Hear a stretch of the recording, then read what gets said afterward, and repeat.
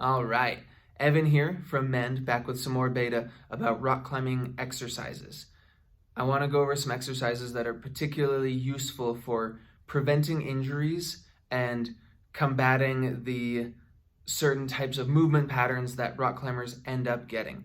As rock climbers, we are very forward, everything is in front of us, and everything is very flexion oriented. So pulling down, bending the elbows, pulling down at the shoulders, and that leads to certain muscle imbalances. So I want to give you some exercises to combat those particular muscle imbalances. Today we're going to be going over my 4 favorite exercises to give to most climbers. Of course, every climber needs a different set of exercises based on their particular needs, their performance level, and their body. But these 4 exercises I tend to give the most and have some really good research backing them. So based on EMG studies and looking at studies that assess functional carryover, these 4 exercises are fantastic for anyone to start out with. So let's check out the beta. The first exercise we're going to look at is the push-up with a plus. Let's get the plus motion down first. The plus is the last part of the push-up where just the torso is moving on the shoulders. Once you have this down, you can move towards the full push-up.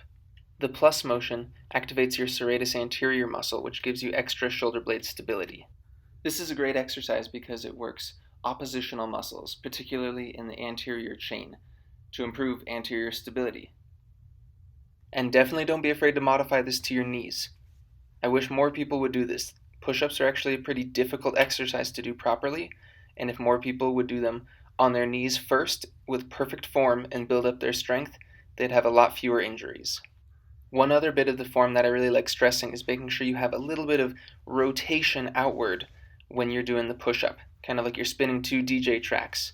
So you're creating that rotation in your hands, your elbows tuck in a little bit, and that really engages your external rotators and your lower trap muscles as you do the push-up. Next, let's move to the standing T exercise. Position your arms so that your thumbs are facing backward, as shown, and then you're squeezing your shoulder blades together as your arms come out to the side. Try to avoid shrugging your shoulders up as you do this. And one thing I see is that people choose too strong of a resistance band. This is actually a pretty difficult movement to do, so choose a lighter resistance band, get the form down perfect before making it too difficult on yourself. Next, let's look at the standing Y exercise. Setup is pretty much the same, but instead of pulling back to make a T, you're going to make a Y.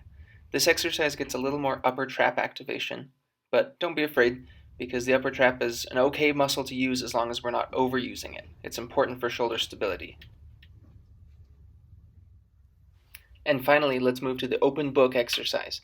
I like this one because it works on thoracic mobility and also stretches out your pec muscles using an active stretch.